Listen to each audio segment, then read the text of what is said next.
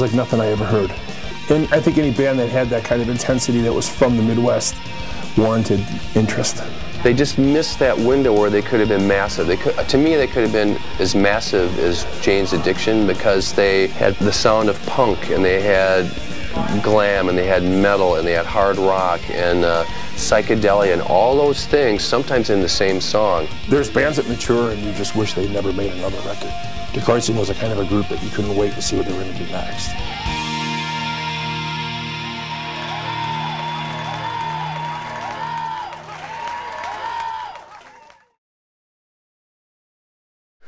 The name Die Kreuzen came about, we were calling ourselves the Stellas for the longest time. Brian, Agnes, and I had moved from Rockford to Milwaukee simply because you only had to be 18 to play in the bars here. They needed a drummer, so I suggested my friend Eric, who I had played with before, who had been my friend from like junior high school, Eric Tunison. I was a big fan of theirs because they were very exciting, and this was like, I would say, 1981.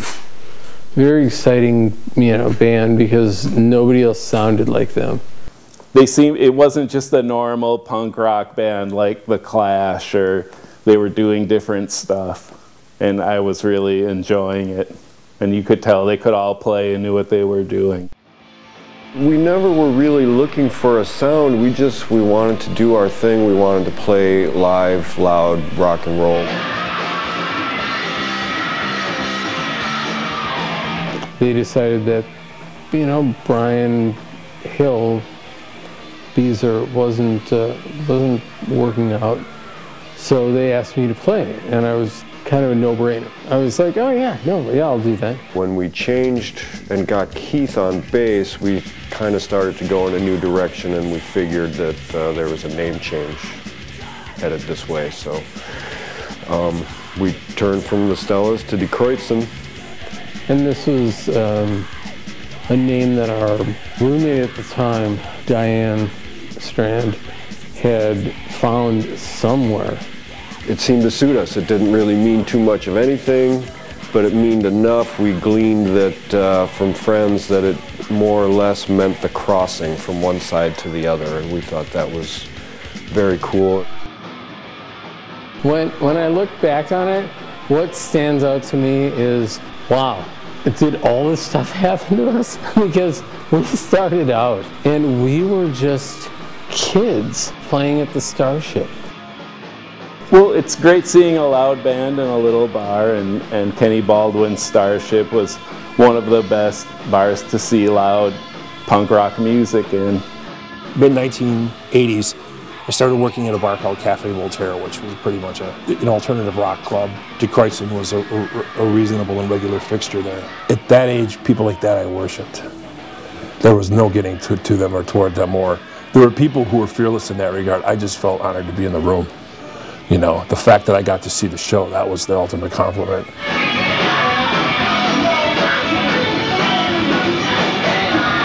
Die Kreuzen started to garner a little more attention, I think, almost right out of the box when I started to send out those first cassette compilations. It seemed people were interested right away, and the cassette, even though it was, kind of a shoddy recording in the basement of a nightclub, 8 tracks, it still got attention, and people were listening to it.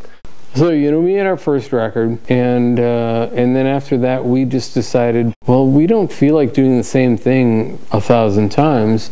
We're going to do different things. I think Century Days was the first album that we worked on together, and we recorded that at a studio in Waukesha, Breezeway. I thought that they really grew as songwriters.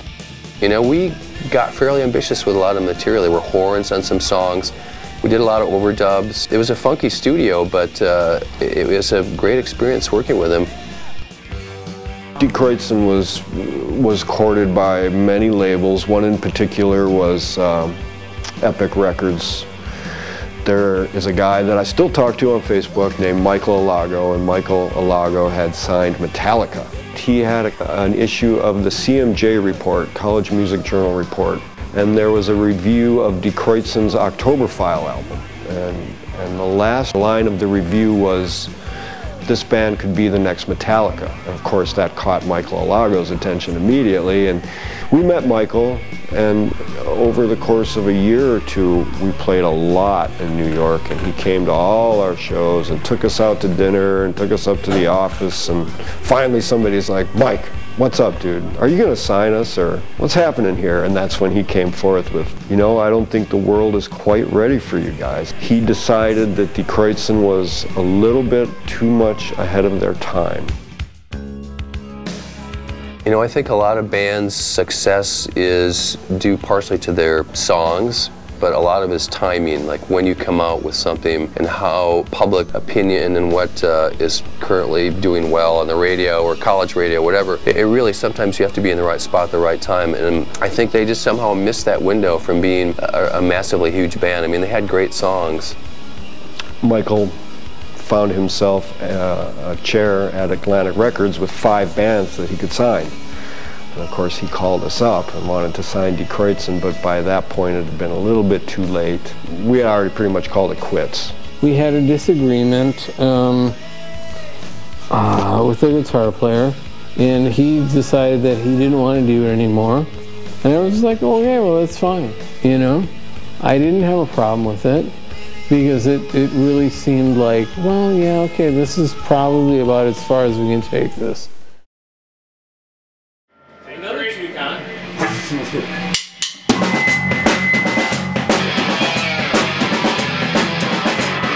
2 years ago, we were going to be inducted into the Whammy Hall of Fame here in Wisconsin.